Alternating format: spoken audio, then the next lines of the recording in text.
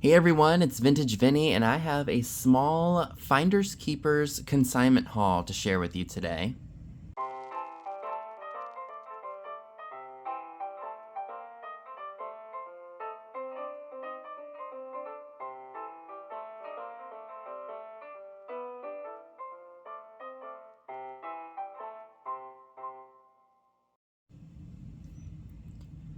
So just down the road, right near where the mile-long yard sale is here, there is a Finders Keepers store, and people bring stuff in to sell, to consign, of course.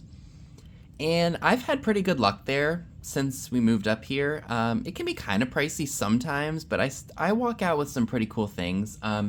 Like I said, it is a consignment store, so it's almost like one of the peddler malls, only this place is very particular with what they sell. And what I mean is condition wise, like nothing can be broken.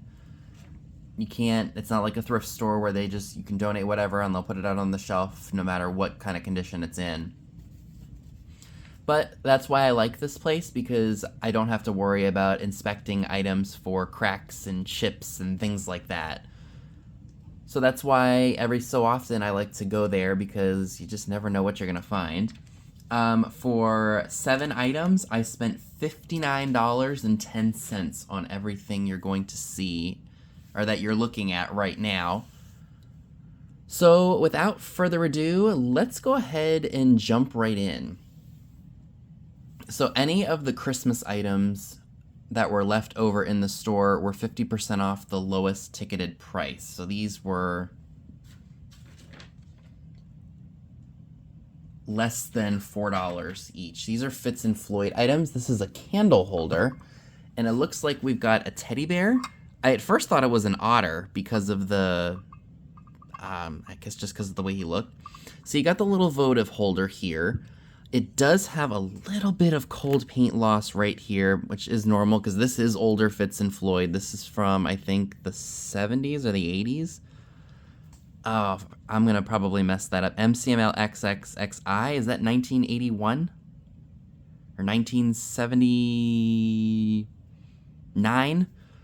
I'll put it here so that way that way you all know that I looked that up. So that's cute. I was able to do a little bit of research in the store on some of the things. The cell reception is terrible, and I usually don't like to purchase things from there if I don't have intentions of putting it in a live sale to sell on eBay. I like to make sure I'm looking or researching what it is that I'm buying. And then this is also made by Fitz and Floyd. It is a Santa Claus votive holder. Again, it too has the old Fitz and Floyd sticker on there. I have had some luck selling some of the older Fitz and Floyd pieces. The newer stuff, it's a little bit more mass-produced and easy to find. You can find it at Macy's. You can get it at Marshall's and TJ Maxx and Burlington and Ross throughout, holiday seasons and such. So it's out there. But I do like to stick to the older stuff because it tends to do better, at least for me. Like, I just sold a piece of it a couple days ago. That's older. It's a bunny rabbit teapot. But yes, so those were very good pickups. Move them out of the way here. I did also find this flamingo art figurine. This was made... It was hand-painted in Japan. I did look this up in the store to see if it had any value.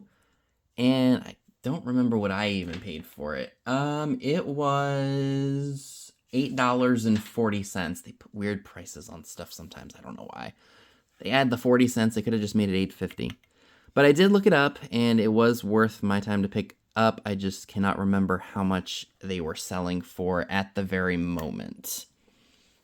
So some of these items you will see on eBay within maybe the next couple of days. We'll see what happens.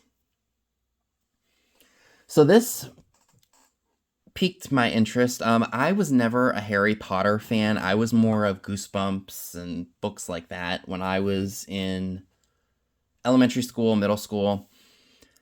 Heck, I'll still read the Goosebump books today. Anyway, so Harry Potter was really big. Even when when I was in high school, most of the kids that I grew up with in my grandmother's neighborhood, were really big into Harry Potter, and I just couldn't get into it because I'm the type of person that, to a certain degree, when something is really mainstream and popular, I want nothing to do with it. Be it Harry Potter, the Ray Dunn thing. Like, don't get me wrong, like, I liked or like some of the Ray Dunn stuff that I have, but I was not into like all the craziness. Like, it's like if I got my hands on a piece of it, great. If I didn't, maybe I'll find it at another store. Like, I wasn't like pressed on like having to get the latest and greatest thing. Same with the Stanley Cups today. I mean, yes, it would be nice to have one of those just to kind of be trendy, but at the same time, it's like, come on now. I want that cup when it is not like all the rage. Like, I want to enjoy what I have and not really worry about what the latest trend is going to be. Does that make sense? Like, Goosebumps was my thing. I know there were plenty of kids out there who liked it too, but we didn't really like geek out over it, if that makes sense. Like, it was just something we liked, and we discussed it, and we got a little nerdy about it, but it wasn't, like, over the top. Like, Harry Potter's a cult following, the Twilight series, what's that other? That's bad. I can't remember that other book. It was very, risque. That's really bad. I cannot think of that book title right now. Again, I will insert it right here if I can remember it. It was really, really popular, and it's going to bother me now that I can't think of it. Oh my gosh, that's really bad. And it's on the tip of my tongue. I hate when that happens. It was, and we call it's something that we all know. It was a book series that really took off. It was kind of, I guess, a risque read. Oh my gosh. I'll just insert it, and you guys get what I'm trying to say here. Anything that's mainstream is just kind of in your face, social media wise, or the news, or whatever. I want nothing to do with it. So this is an item that I knew I had to pick up. It was pretty reasonably priced. I think this is a mayonnaise dish. And it's got the underplate, or the underpants, as Scott would call it. And it's in like this crackly amber color. Oops, I'm sorry. It's not showing very well. It is missing the spoon, but I think you can find those from like if you're out and about. So this kind of an item I will save for when I do a sale with the Old Curiosity Shop, because it just does better that way. Or does better when I sell stuff like this there. This piece is really interesting to me. It reminds me of the Westward Ho dish that I bought when Is this wet? Oh no, that's just part of the glass. That I thrifted a while ago. It's got the frosted lion heads on it and a frosted base. I thought that was really, really cool. So I had to pick that up. I just thought it was super, super neat.